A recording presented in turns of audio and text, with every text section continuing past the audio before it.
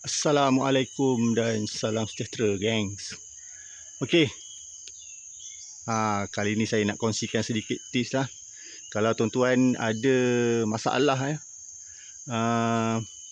kera ataupun tupai yang makan buah durian terutama sekali kawasan yang banyak kera belakang rumah tu, biasa kat kampung balik rumah mak, buah asyik tak dapat nak makan je, boleh cuba cara ni cari pelepah salak.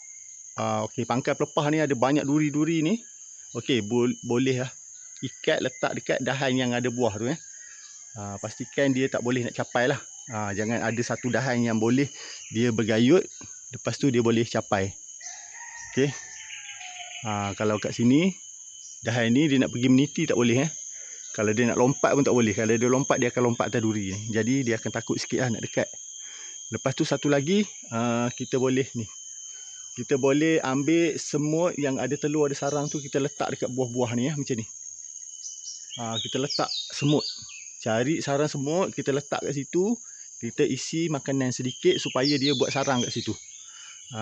Okey, semut ni lepas tu nanti kuranglah tupai ataupun kera pergi kat situ. Dia memang tak nak. Kalau tempat yang ada semut dia tak nak Okey. Semut hitam macam ni. Boleh letak. Okey. Saya letak mana tempat yang ada buah tu, saya letak lah. Macam tu Ambil pelepah salak. Okey, bubuh kat situ sebab pelepah salak ni duri dia tajam-tajam, panjang macam ni. Okey. Kalau kena dekat kita pun kita sakit.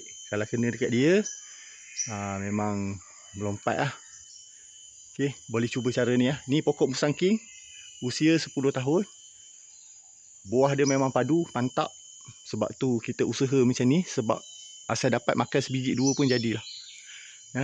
Musang king. Buah dia memang saiz yang bulat-bulat Okey, ni.